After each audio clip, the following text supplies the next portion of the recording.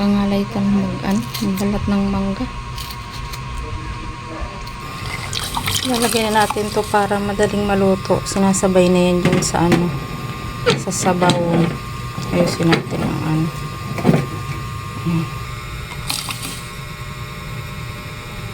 dito sa sa ganitong bulang lang, ang nilalagay lang dito, bawang. Ayun, bawang, asin, tsaka konting bechin lang. Yun. Wala itong sibuyas. Hindi ito nilalagyan ng sibuyas, bawang lang. Nakalimutan ko magtimpla ng kapeng barako, kaya nagtimpla ako ng instant na kape. Tinapay muna habang nagluluto ng gulay. At syempre ito, paboritong kalamang.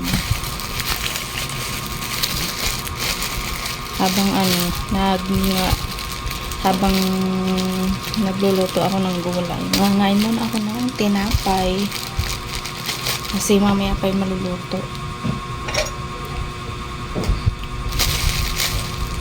Ang kunat naman ng nito, ang tali, hindi basta mabuksan.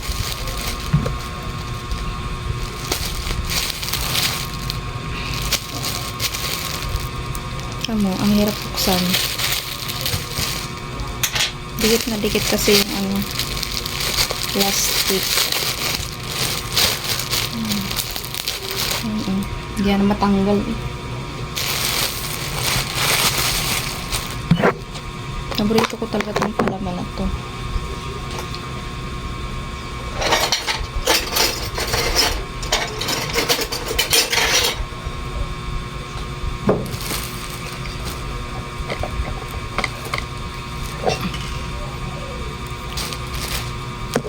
Hindi kasi ako nag-almusal, kaya kakain muna ako habang nagluluto.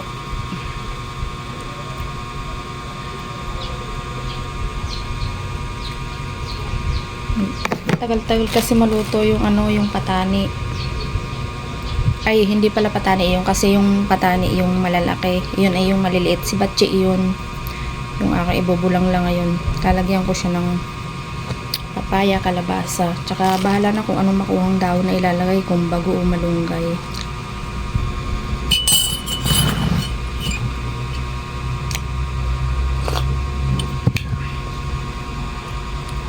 Kahit mainit ang panahon, talagang hindi maiwasang hindi magkape. Sarap kasi ang kape kahit mainit. Pag sanay ka sa kape, lagi mo nga hanapin.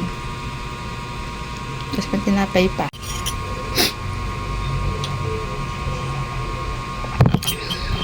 ganito kasi talagang pinapalaman ko sa tinapay. Napaparami ang kain ko dito. Kung maliliit pa kasi kami, namulatan namin ganito yung binibili ng mama ko pagka napunta ng bayan. Palaman sa tinapay, margarine. Kaya parang nasanay kami sa lasa na ganito yung pinapalaman sa tinapay. Pangalawa na itong tinapay, kaya tama na.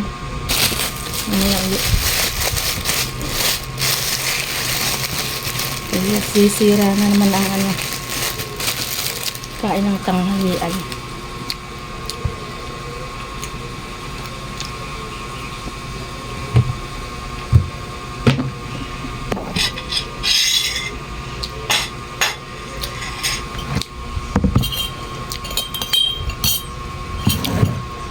Init. Lalong bumanas.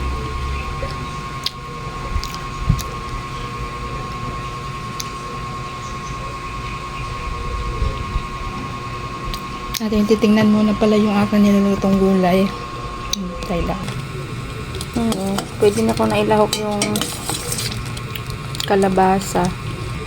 Sabi ko dun sa binilang ko sa palengke, dapat maligat yung kalabasa. Masarap kasi sa bulong lang yung ganito, yung maligat ang kalabasa. Tayan natin kaunti. Kapag lumambot-lambot yung kalabasa, lalagay naman natin yung papaya. Madali lang magluto ng ganito kasi hindi ka naman kailangan ng marami pang ricado. Konti lang, tubig lang to eh. O kaya naman, kung ayaw mo ng tubig, yung hugas bigas, yun ang panglagay ditong pang sabaw.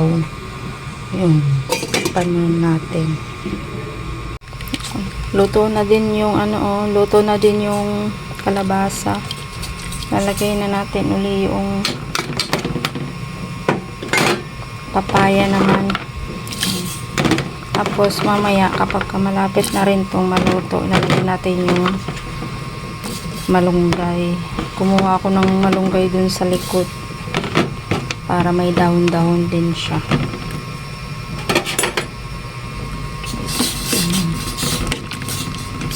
Ganito lang pagulan nito, diba? Ano lang yan, hugas bigas lang yan, bawang, asin, yung konting bechin. Tapos yan, pinaglahok-lahok lang. Matipid siyang igulay.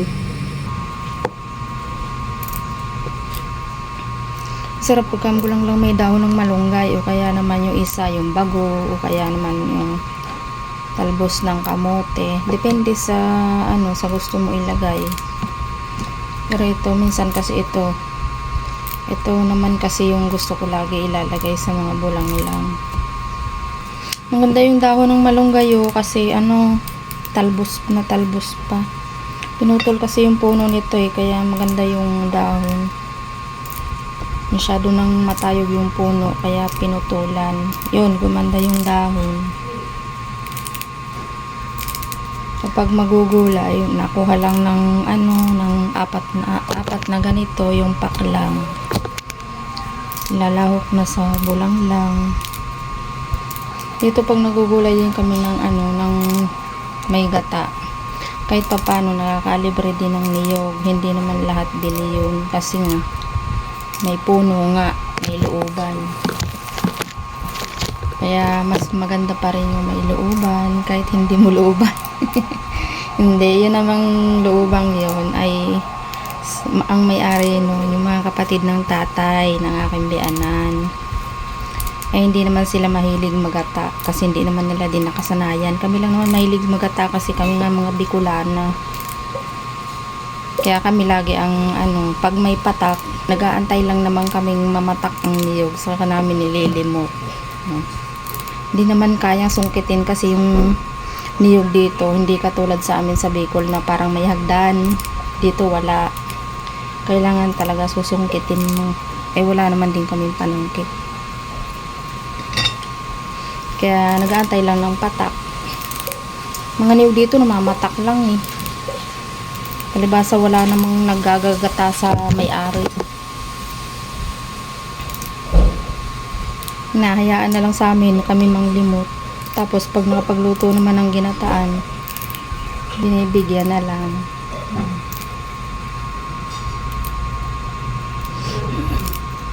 Sarap din magata-gata.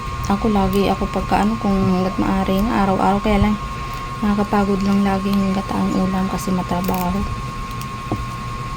Hindi katulad ng bulang lang, madali lang.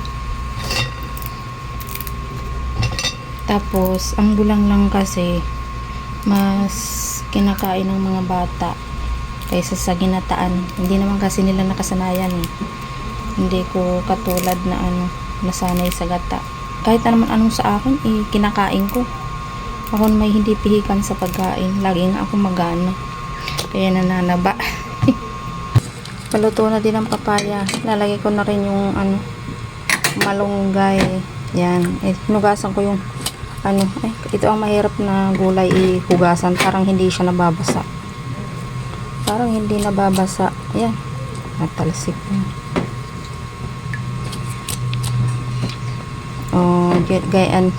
Ganito lang. Diba may gulay na. Ay, ano ba yan? Natalsik. Ganito lang may gulay na. Halo-halo lang.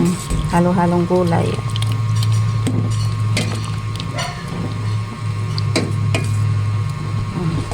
Tipid na, masustansya pang gulay. Masarap din to sa mga tuyo-tuyo, mga prito-pritong isda, sinaing na isda. Diyan lang. Ayan, pwede nang kumain. Luto na ang gulay. Nakapagprito na rin ako ng ulam. Nasaan na kayo yung aking mga mangangain? Wala pa. Mukhang mag-iisa na naman kakain. Luto na to, patayin ko na. Babalat tayo ng mangga. Pahinog na kasi. Pahinog na.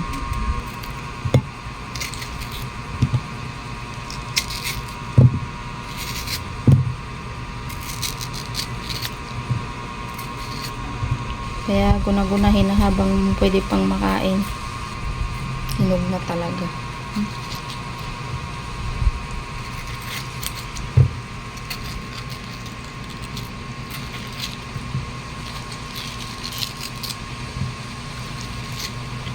Mabilis na hinog yung mangga.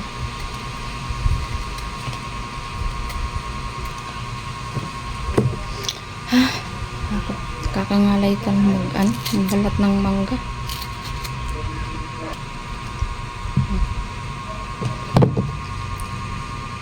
Parang ang ano na ng kulay. Ano na kasi, hinog na talaga. Ay nako. Luto na ang ating gulay.